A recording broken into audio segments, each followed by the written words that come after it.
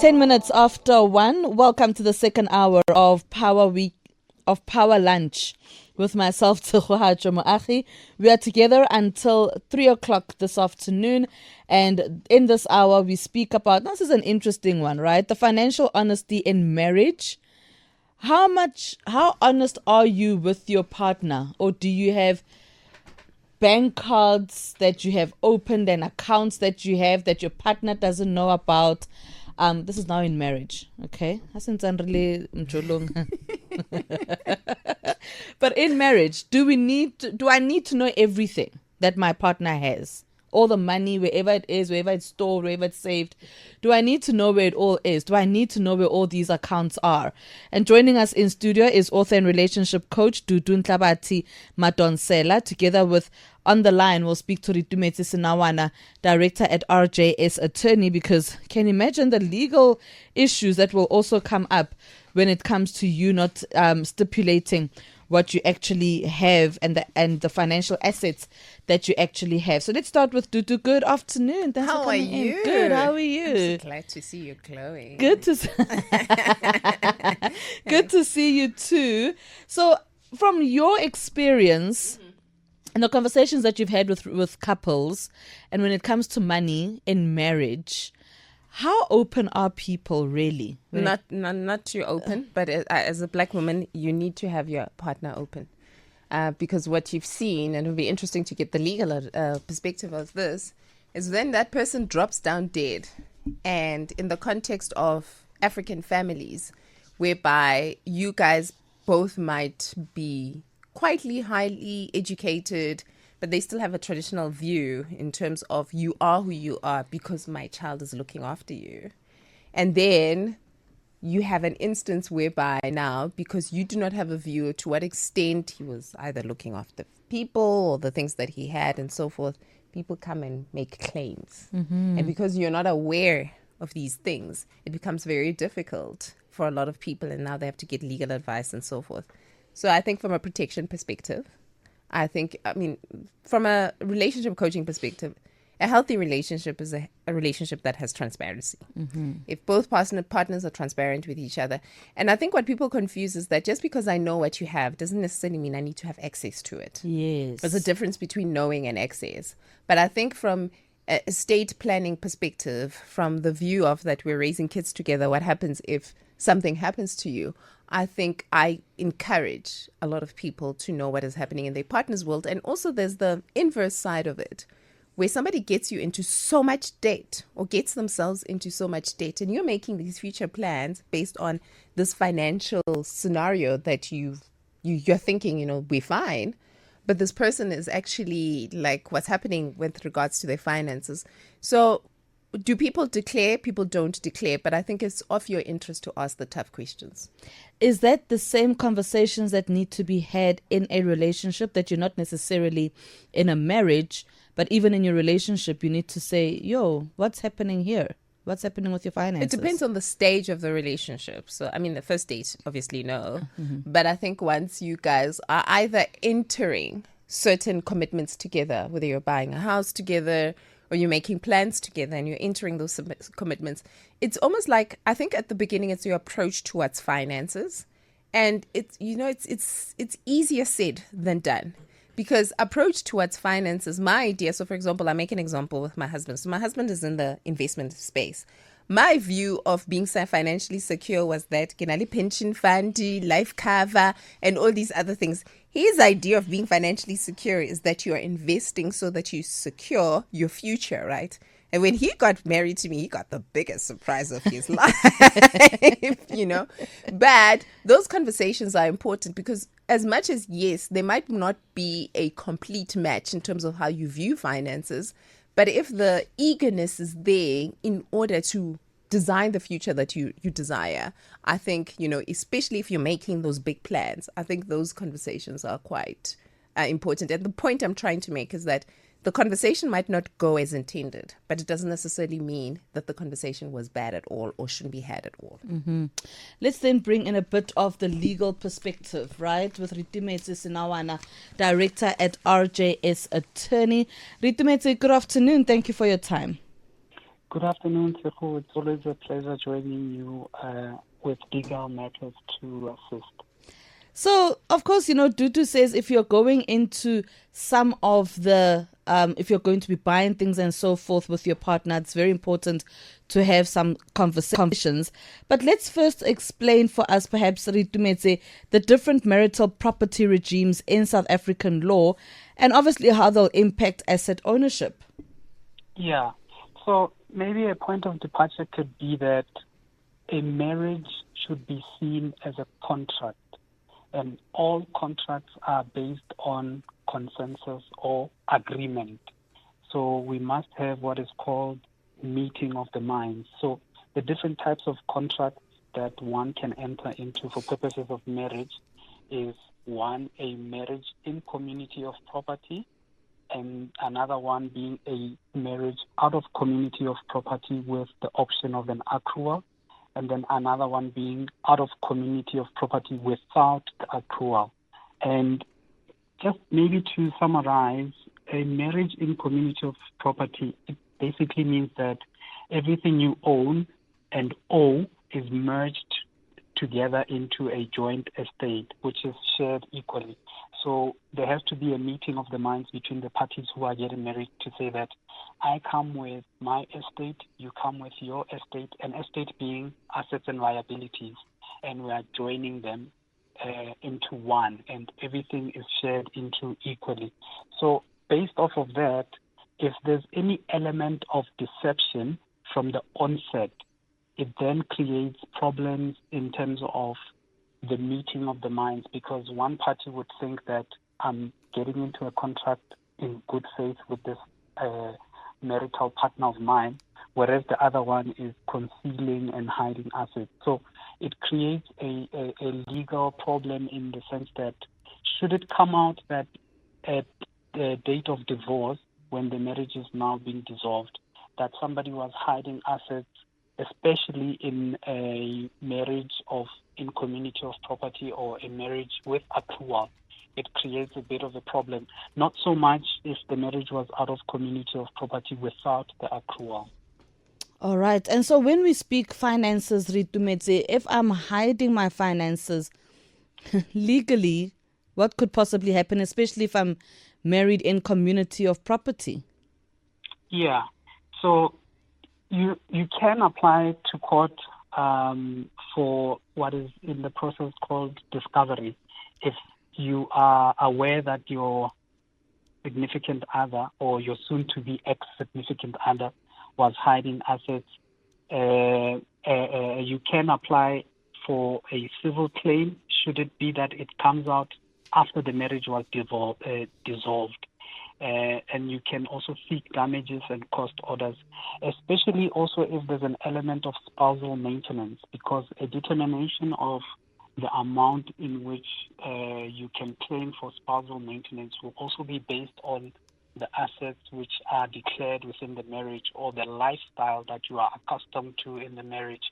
So if it comes out at a later date that you were awarded spousal maintenance, for example, on a lower amount, whereas it could have been on a higher amount, you can always apply to court in a civil action whereby you are claiming the balance of the maintenance.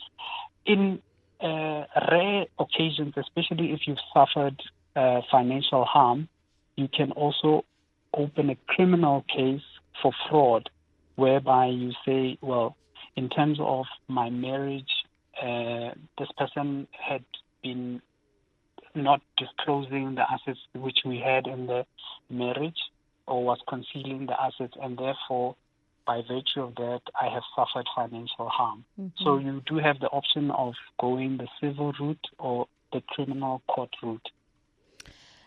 Is it wise at all, and I'm going to ask both of you this, I think you did answer this though, Dudu. Reitumetse, is it wise at all to hide one's financial status, to have the different bank accounts?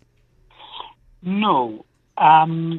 Legally speaking, it is impermissible, especially if we are married in community of property, because what then does, it creates future problems for the unknowing spouse. Because look at it this way: if for whatever reason you incur debt, and I don't know about the debt, you are in actual fact prejudicing me as the spouse who is none the wiser. You understand? So it's not a good thing to hide assets in a marriage.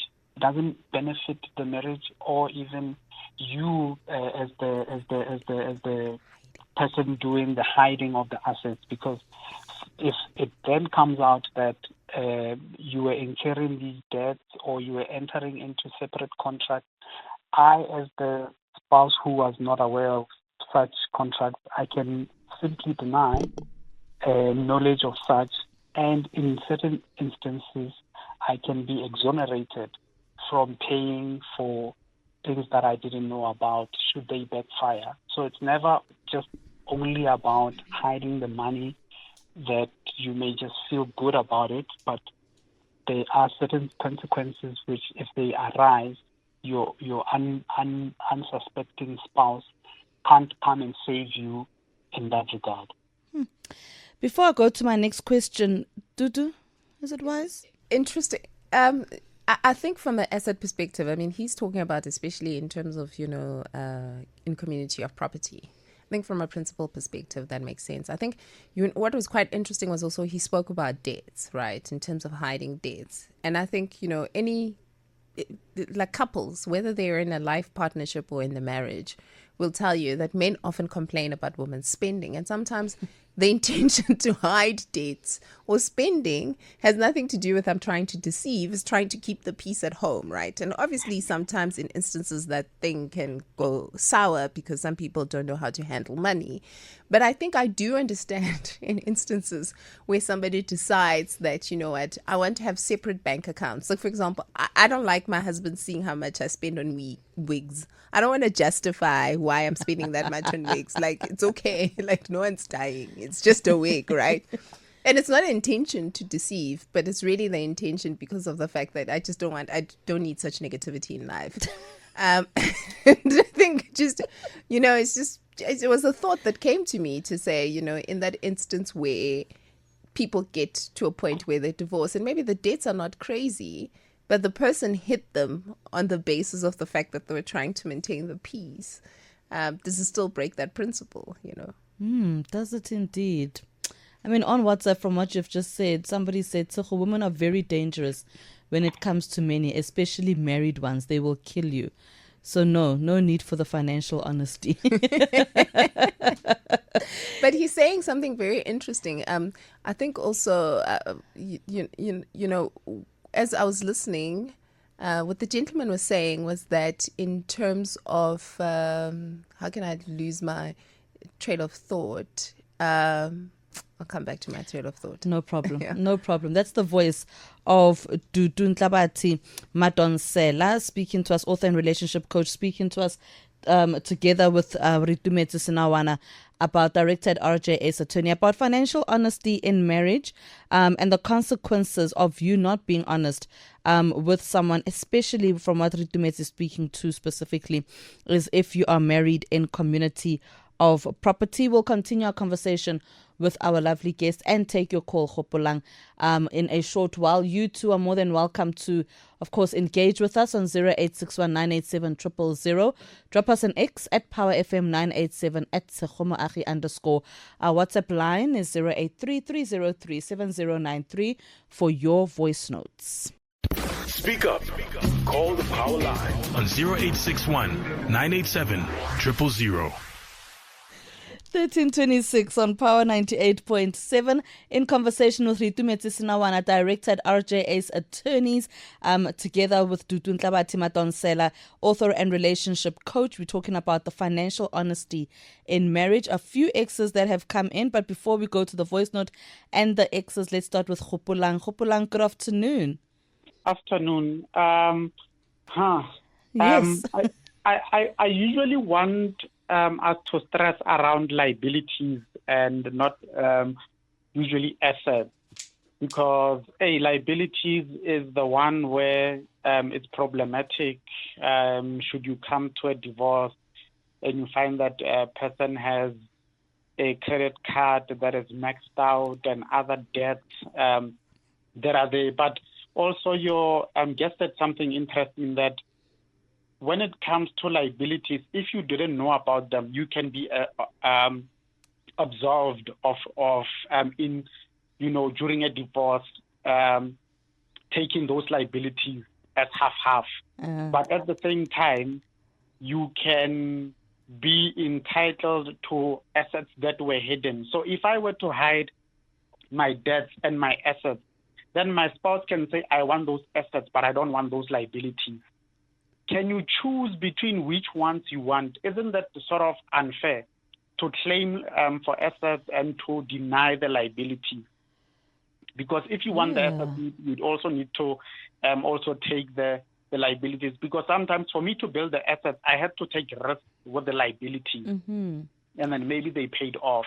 So I don't know how we handle those. But the main point is that this issue around liabilities is never really talked about a lot. And I would like your guests to show some more insights on around liabilities and how they can really affect the spouse that was, not in debt and those kind of things. Thanks for that, Tropolang and Kempton Park. Reitumetse, what would be, from what Tropolang says, can you choose between the two? Yeah, and that's an excellent question, really. So, taking it from the definition or the full definition of what in community of property means, it means in community of property of profit and loss. But also, I then want to take it a step back to say that if we are in a contract, such a contract is based on the principles of good faith and the principle of meeting of the mind. So if you and I agree today that everything you own and owe is merged into a joint estate shared equally, the courts are not ready to reward people for their deception. So, for example, if I learn through the divorce process that you were hiding certain assets, and in actual fact, you were hiding more than assets, you were also hiding liabilities. My claim to the court, which it's still up to the court to grant, by the way, is to the assets only. I wouldn't want to then share in your liability and in so doing reward your deception. I hope that makes sense, because you were concealing assets and liabilities from me. When I claim from you before the court, I wouldn't want anything to do with the liabilities. I would just want to focus on the assets. And I heard the caller asking whether it was fair. It wouldn't have been fair if I didn't find out at all. Now that I found out, I cannot be expected to reward your deception through helping you with the liabilities as well. My focus is to make a claim to the court for just that which benefits me. Remember, at this time we are at loggerheads. We are fighting. So there's no peace insofar as trying to meet you halfway, even with your liabilities. I'll just be fixated with the fact that you were hiding assets somewhere, and I found out about those assets, and I want a piece of those assets. And if you then raise a question to say, well, what about the liabilities? Well, you were hiding them from me in the first place. So I will make an argument to say that I can't share in those. However, I do want to share with in the assets. As to the fairness and as to the success of it materializing, it is up to the court to make such an order. In actual fact, as I am talking to you, I remember there is an amendment bill in the works whereby the Minister of Justice has proposed an amendment to the current legislation whereby even out of community of property, there will be exceptional a list of exceptions whereby you can then still claim from the assets of the person who you are getting divorced from, because they realize that most spouses, especially women, find themselves at home building an estate where the man is working, albeit, yes, they are married out of community of property. So the Constitutional Court has made a ruling in that regard to allow for awards even in marriages out of community of property in certain circumstances. So the courts really look into the fairness aspect of it more so than what is contained in a rigid contract. Sure. In conversation with Reitumetse Senaoana, director at RJS Attorney, I know, Dudu, you wanted to add on to that. Let's go to news headlines and then you'll be able to add on to that. Dudu Nhlabathi-Madonsela is also in studio, author and relationship coach. Get in touch with Tshego on X at Tshego Moagi _ 1337 on Power 98.7. We're talking in this hour about financial honesty in marriage. Is it important? Should you actually be very honest or partially honest in marriage? And I mean, I suppose everybody ensures that they want to get married without getting divorced, right? That is the plan. So you don't obviously want to get divorced. You hope that you can get married and you don't get divorced. So you don't really think about certain things that Reitumetse has been speaking about legally, should you actually get divorced. But yes, Dudu, you had a point that you wanted to make? Yes, and it was around the liabilities and the assets, right? So what we have been seeing in the dating landscape is the certain policies, especially around policies, and this one now is the regulation, right? Where they've been put in place with an intention either to protect or to get to a certain outcome. And it's causing havoc in society, or there's unintended consequences. So let me give you an example. Take a boy child to work, right? Or take a girl child, to work. What we are finding now is that we are elevating the girl child, and the boy child is somehow being left behind. And that is trickling in interpersonal relationships, because that particular boy, if he cannot show up for himself, he cannot show up for anybody's daughter. And it comes with all its sets of unintended consequences. And my question is that if you have, whether it's a set of regulation or policy, whereby people already get into marriage with a backup plan to say, I can have access to your assets, in the scenario that he's indicated.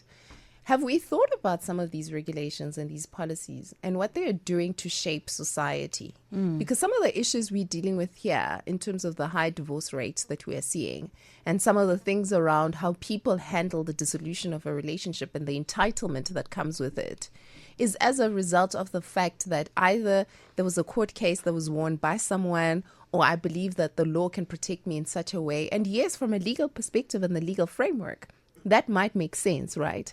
But is there anyone looking at these policies and lifting the conversation to say, in these policies, in line with how we want to design our societies and how we want the South African society to evolve and to thrive, to what extent are these policies or regulations contributing to social ills? I know it's a big question. Reitumetse, do you think you could possibly respond to that? Yeah, look, and this is my frustration as well with the law. Normally, the law is reactionary. So we try and regulate society to an extent whereby we are able to, but beyond that, we'd have to wait for somebody to actually bring a court case before court, and a precedent then needs to be set. But with that being said, what really is the cornerstone of any contract, and I can't stress this, enough, is the fact that you as the contracting parties are saying that in good faith, here are my terms and conditions. Do you accept them or not? In actual fact, I think the vows that are said during a wedding should be, changed into legally to say, do you, legally bind yourself?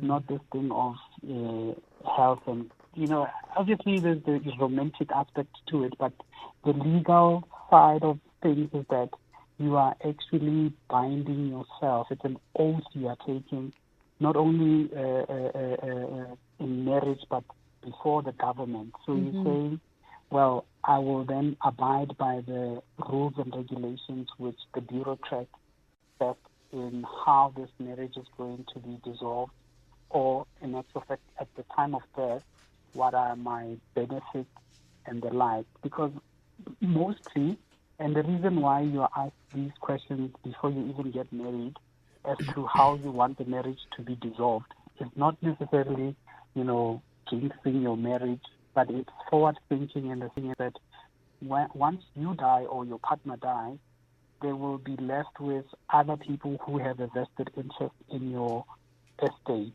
So it's not only just for purposes of divorce, but imagine if you die, or I guess, when you die, because we're all going to die, and you find out that your estate has been depleted.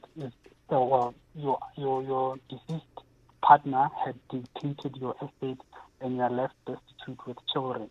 That eventuality, obviously, no one wants it. But if there is dishonesty in the marriage, it can lead to an instance whereby when you are dissolving a late estate, you find that actually now the people who are left behind are actually now owing lawyers or owing the bank or owing creditors because you were trying to be smart, but then didn't realize that you are actually disadvantaging your own children or your own wife. Dudu, before you pop in, the effects that this has on a relationship, now I suppose we're going into the effects that it will have on a marriage, but if it's a long-term partner, the effects that hiding your assets or liabilities could have in your relationship, what are some of those that people need to think about? Do you know the structure of any society is a functioning family? And I think people think family in the context of just the two of them, but you reproduce, and there's also other parties, right, which support the structure. So the minute there's deception in a relationship, especially a relationship where you stood in front of the priest, you made us go and buy gifts for you and come and witness this, and you deceive a whole community because of the fact that, because of your value system or whatever fears you had. That deception is not only a deception between two people, but it's a deception that impacts a wider community and even generations down the line. And I think for me, what people need to think about is that, for example, he talks about estate planning, right? If I deceive my partner right now and we go separate ways and we have kids, that conflict between us, to what extent will it trickle down to generations to come? Especially, let's say, for example, I get remarried, I have more kids, and now there's step kids and half kids, and people are now benefiting differently from my estate, and simply because I deceived the other person. What impact does it have on the family structure? Because I think we need to sometimes move away from this hyper-individualistic mindset of saying, I'm stepping into things, and it requires a great deal of maturity. I'm stepping into this society or this institution whereby it's all about me. I think the minute, whether you are religious or not, the minute you make a vow of some sort, the minute you sign a contract or not, you need to be cognizant of all the parties that will partake in the setting up of this institution and making sure that this institution thrives. And I think if we move away from that, people will then make much more better decisions, because we can't rely on the law to guide us. There needs to be an internal compass, and I think that internal compass needs to be tied to something bigger than self. Is it because of the fact that you want to live in a society where your people thrive, and hence what you do contributes to people thriving, or it's about your family and you want to see your family live in such a way that there's peace and union amongst your family members? And I think that's the main thing that needs to be considered.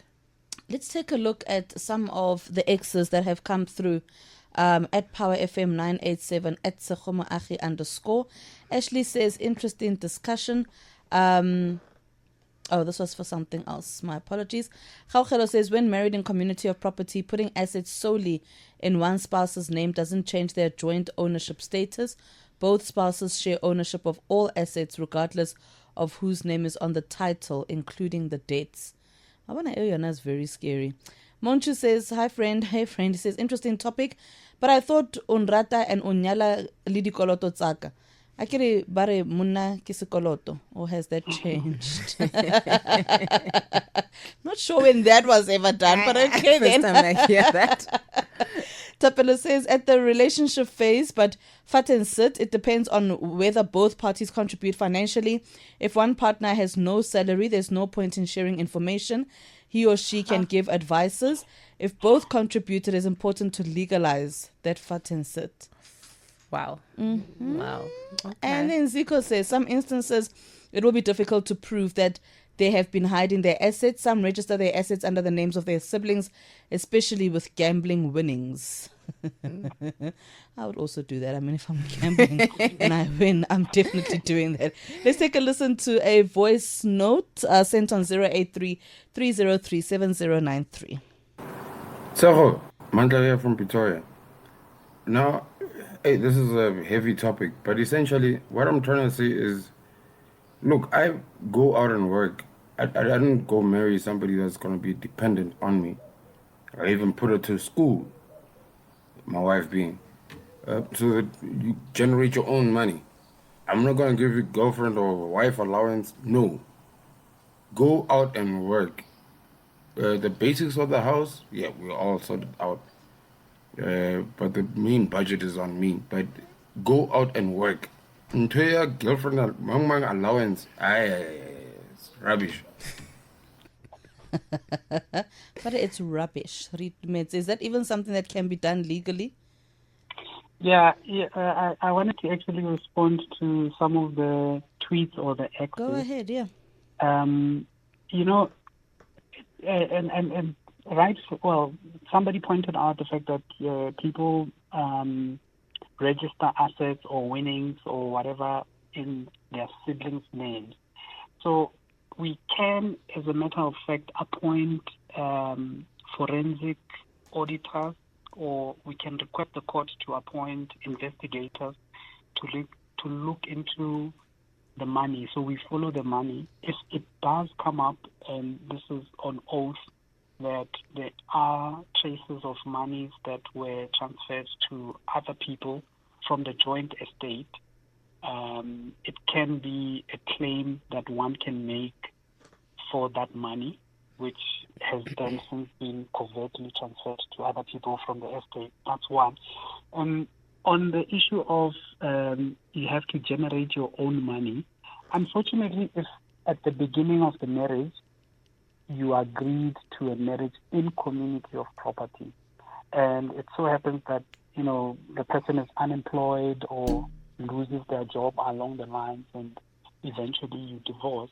At the time of divorce, we take into account the fact that, one, this person is accustomed to a certain lifestyle, but secondly, and most importantly, is the fact that you had all these other options of either entering into a marriage out of community with the option of accrual, or straight out of community without the option of accrual. So you then elected, nothing forced you, by the way, to go for marriage in community of property. So the consequences follow that you will then have to share equally.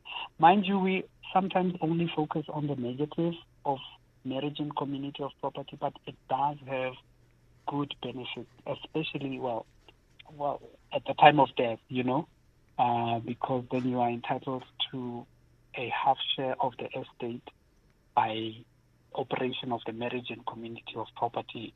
There are certain benefits with certain companies that, you know, you can get just by virtue of being married. So it's not all, you know, bad or lost in marriage. However, if there is some element of deception, it sort of muddies the waters. Let's take a call from Marcus in Mamelodi. Marcus, good afternoon. Yeah, good afternoon, Tshego. Hello, Marcus. What's on your mind regarding this topic? No, I'm saying this loss is no point of getting married, because it's very risky to getting married these days. There's just too many laws. I really think I'm staying alone after I've divorced. Unfortunately, the wife was working, but she was at fault, so we divorced, we settled. But I don't think I will ever get married again. I'm staying alone. My kids, last one is 20, so getting married again. I'm comfortable staying alone. I think it's better to buy a milk than owning a cow these days. It's very risky to get into the relationship and stay with someone. I, for one, I'm earning 40K upwards per month. So I have a house, I have a car. So I can't find someone who's not working and get married. Then at the end, it's going to claim everything. And the latest law says that even if it's accrual, she can claim some of the assets just for sitting at home and claim that he can claim. So it's very dangerous to get married. So people must just work for their own money. And if you buy a milk, you buy a milk. But owning a cow is very dangerous. Wow. All right, Marcus. Thank you for that. Let's take another call before you respond. David in Pretoria. Good afternoon. Hi, how are you, man? Very well, and you, David? What's your take on this conversation? Yes. Yeah, quite an interesting topic. I just wanted to give my input. I think with our society, there's a lot of dishonesty. So people get into relationships looking for benefits. With me, I used to be employed for a prominent coffee company, and then I lost my job in 2022. But nothing has changed with our relationship between me and my spouse. Like, if I don't have any finances, she's there for me. And then if she has obligations for her side of the family, she needs money, then I would help her out, So I think if society can start being transparent, and if the youth get into relationships, they need to be transparent. What are their expectations from their partner, so that both parties can know what to expect and what to contribute towards the better being of the relationship.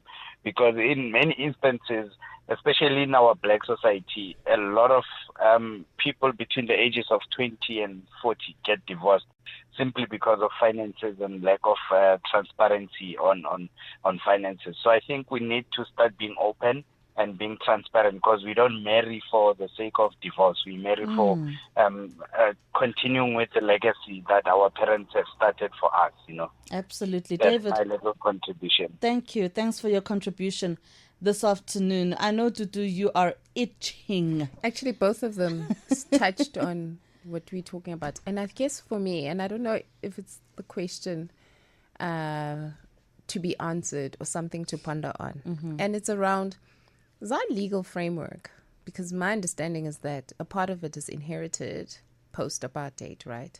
And it wasn't really designed with the African cultures in mind, right? A lot of it. Is our legal framework designed to support marriages, to support the establishment and the sustainability of marriages right now? And also, is our legal framework evolving at a rate in which society is revolving and taking into consideration some of the social issues that we have, with an intention of putting a framework that somehow helps society self-correct? I don't know if it's a question or something I'm just pondering It's on. a ponder indeed. It's a ponder indeed. But I think, there may be a disagreement or an agreement of some sort that perhaps the legal framework does not necessarily is not there for sustainability of marriage. Reitumetse, before you respond, I want us to listen to 2 voice notes. There's another WhatsApp text as well that has come through. Time is like running away from us, so if we can just try keep also our responses short if possible. But let's go to the voice notes first. Hi, Tshego. Question around fat and set. Are there any legal consequences around fat and set? Is somebody entitled to your assets or liabilities around fat and set? Thank you very much. Okay, that's an interesting one. And one more. Tshego, Mandla here from Pretoria. Oh, Mandla. Sure, Tshego. I'm happily married. But what I've noticed, what contributes to the increase in the divorce rate in South Africa is because now this marriage thing is now transactional, more transactional than anything else. It's no longer about building a family and whatnot. It's just about money. It is just about money. People are just concerned about money. If you have money, you'll get married. If you don't have money, people will tell you straight, no, I won't get it to a poor man. So that's why now because now people are not looking at personalities and how we relate to each other and how we treat each other. They're looking at whether unemali. So as long as unemali, get a khotlella. But who khotlella up until some point, because you can't khotlella until you know. So even if the money is there, who khotlella, it takes something else. Sure. Thank you for that. Reitumetse, that question about fat and sit, what is the legal recourse there? So there is a precedent out of the Cape Town High Court. I can't remember the actual case now, but they had been staying together for over 8 years, and the court found that the person was entitled to claim from the other party's estate. So fat and set is also a bit of a concept whereby if I can demonstrate that I have added value to your estate being your assets and your liabilities, I am then able to claim from that if I can demonstrate to the court that indeed I have added value. But also I wanted to respond to Dudu's ponderance or question. Our legal system, unfortunately, is playing catch up. So if I can just mention that the recognition of Customary Marriages Act was only enacted into law in 1998. Which in the Gauteng province. It's a shame, really, because the customary marriages is more inclined with an African society. There are still problems with that act as well. So as it is, we are playing catch up. So the system is catching up to the problems as they are presented to the court.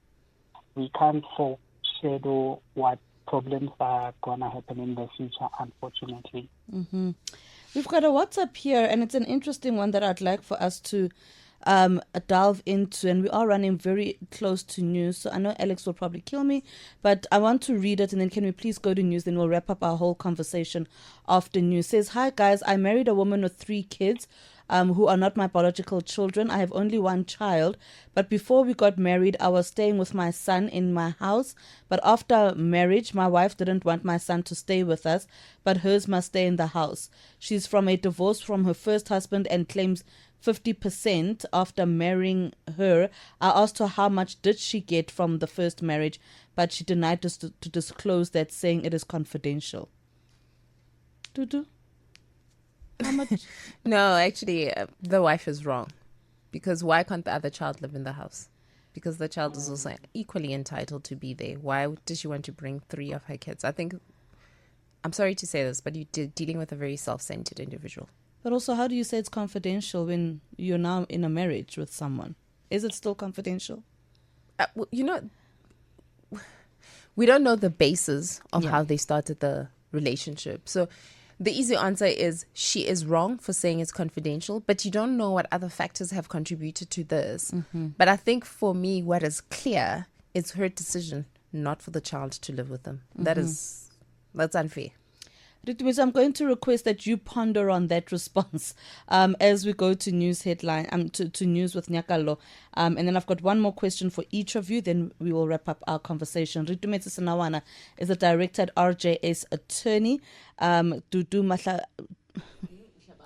Nhlabathi-Madonsela is an author and relationship coach, and we speak to them about financial honesty in marriage. It's 2:00.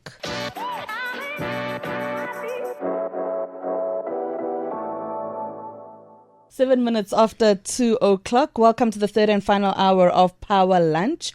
My name is Tshego Moagi. Coming up in this hour, we'll be speaking to Dr. Judith Matlow, who is a pediatrician with special interest in children neurodevelopment. We talk about meningitis in children. But let's first wrap up our conversation from the previous hour with author and relationship coach Dudu Nhlabathi-Madonsela and the director at RJS Attorneys Incorporated, Reitumetse Senaoana, as we speak about the transparency in marriage when it comes to your finances. Reitumetse, just a quick one regarding, of course, just your response from what we heard from that gentleman saying that, he's got the 3 children, the wife now saying that his child. He's only got one child, and saying that the child cannot now live with them in the house. But also she was being divorced and she got 50% from that divorce from the first husband. And when he asks, how much did you get? She says it's confidential. Just your take on that. Yeah, so I concur with Dudu in the sense that it's a red flag as to why this lady doesn't want the child in the house. But in terms of the Constitution and our law, what happens is that when we are dealing with children, we must take into account the best interest of the child. So in such an instance, I would actually argue that the child is better off not living with this lady who has already expressed their displeasure at the child at the thought of the child living in the same house with them. So I would actually argue that the gentleman shouldn't force the issue, because when he's not there, we wouldn't know what's going to happen to the child. Secondly, on the issue of her divorce award, a view that legally speaking is established, or an established principle, is that what you are awarded in court cases, for example, let's say you get injured and you are awarded money, that money doesn't form part of your existing marriage. So, and here's where this thing becomes a bit gray. If this lady got the money before she entered into the marriage, which goes without saying, by the way, she got the money before she entered into this marriage with this gentleman, then that money will form part of the marriage she enters into. I hope I'm making sense. But if, let's say, in another scenario, she got awarded money elsewhere for whatever injuries, or the court awarded her money while she was still married, that money wouldn't necessarily form part of the already existing estate. But because she's now awarded the money and is entering into a new marriage, then at that stage we need to consider, especially if their marriage is in community of property or is without community of property but with the accrual, we need to take that money into account, because you are coming in and saying, I'm entering this marriage with this. So we need to know or be able to quantify what this is. Let's then wrap up with my final question. Dudu, you know, when couples have now perhaps been deceitful about the finances, but they don't want to get divorced, and they're saying, okay, let's try work things out, or even just in a relationship, let's try a long-term relationship, let's try work things out. How then do they do that and try rebuild from what could have possibly happened? We need to go to the source of the issue as to why we were conceding stuff, and usually therapy will address that. But it's addressing the source. Okay. And Reitumetse, just advice quickly for couples if they want to enter marriage and just try avoid all these issues and having the dishonesty in their marriage. Yeah, look, I think the first starting point, as Dudu has said, couples counseling. We also do offer it as family law practitioners insofar as the advisors as to the different types of marriage regimes that exist. But a more technical solution, honestly speaking, and I've seen it work wonders, is that couples should, instead of owning assets individually in their names in a marriage, they should establish a family trust from the get-go before even accumulating any assets, because the trust one has oversight from external parties in the form of trustees who are the administrators of the trust. It doesn't cost money to start a trust, and I think that's a misconception that needs to be addressed. Also, you don't need to have a lot of assets to start a trust, but a trust in and of itself exists outside of the marriage. So whatever conflict that can arise out of the marriage, the trust will still subsist. In actual fact, you can still continue earning from the trust if it is done properly, way beyond your marriage, your divorce, if the marriage doesn't work out. But a long-lasting solution, honestly, is also to keep financial records of whatever purchases, whatever agreements that you may enter into. Keep them for as long as possible. Or alternatively, contact us at RJS Attorneys. We will assist you with your marriage and estate planning. Mm-hmm. Give us those contact details, Reitumetse. Yeah, our WhatsApp line is 079 049 1889. 079 049 1889. And how do people get hold of you, Dudu? Also, social media, I'm the peaceful one. All right. Thank you so much for your time. Thank you. Thanks, Reitumetse. Truly appreciate it. Reitumetse Senaoana, Director at RJS Attorneys, Dudu Nhlabathi-Madonsela, author and relationship coach, as we unpack this very important and interesting conversation about financial honesty in marriage.